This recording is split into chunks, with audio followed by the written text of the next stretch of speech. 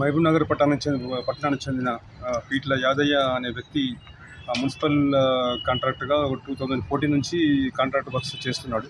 దానిలో భాగంగానే ఒక 8 months బ్యాక్ మహబూబ్నగర్ పట్టణంలోని ఒక 2 వర్క్స్ అతనికి మున్సిపల్ కమిషనర్ గారు ఆన్లైన్ టెండర్ ద్వారా ఇవ్వడం జరిగింది.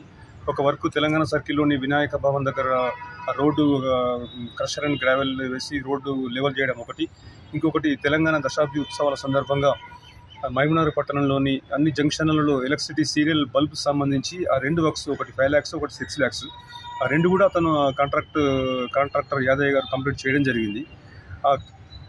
టోటల్ పని చేసిన దానికి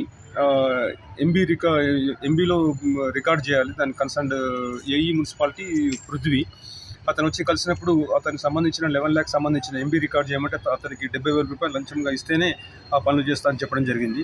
దాంతో అతను మళ్ళీ ఒక 1-2 times రిక్వెస్ట్ చేస్తే దాన్ని 50,000 తగ్గించడం జరిగింది.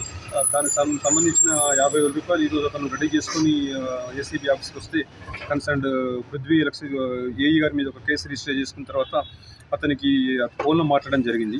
సంబంధించిన డబ్బులు రెడీ అయినాయి, మరి ఆఫీస్లో ఉన్నారా అంటే నేను ఇంటికి వెళ్తున్నా, ఈ దారి సెంటర్లో ఉన్న ఒక సెంటర్ రమ్మని చెప్పాడు. మెట్టుగడ్డ సెంటర్ దగ్గర భారత్ గ్యాస్ మరియు పక్కకే ఒకటి ఎంఆర్ఎఫ్ టైర్స్ ఏజెన్సీ షాప్ ఉంది. అతను వెళ్ళి కంప్లైంట్ అక్కడ నిల్చుంటే పృథ్వీ ఏఈ అక్కడికి వచ్చి అతని దగ్గర నుంచి డబ్బులు తీసుకోగానే అతను పక్క వచ్చి మాకు సిగ్నల్ ఇవ్వడం జరిగింది. వెంటనే రైడ్ చేసి రెడ్ హ్యాండ్గా పట్టుకున్న అతని దగ్గర నుంచి 20,000 డబ్బులు స్వాధీనం చేసుకున్నాము. ఇన్వెస్టిగేషన్ జరుగుతుంది.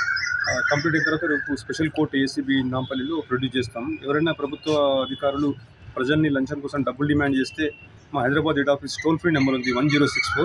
పృథ్వీ ఏఈ మీద ఇంకా ఏమన్నా రికార్డ్స్ ఇట్లా ఆరోపణలు అవన్నీ వెరిఫై చేస్తున్నాము. అతని ప్రాపర్టీ సంబంధించి కానీ అతను రీసెంట్గా సర్వీస్లో రావడం జరిగింది. 31 years మాత్రమే ఉన్నాడు.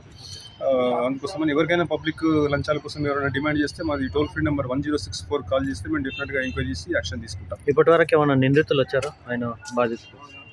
అతను ప్రస్తుతమైతే అతను ఒకటే, తర్వాత వెరిఫై చేసి తర్వాత ఎవరైనా వస్తే వాళ్ళ స్టేట్మెంట్ తీసుకొని కూడా ఈ కేసుకు దానిలో కంటిన్యూ చేయడం జరుగుతుంది. ఓకే.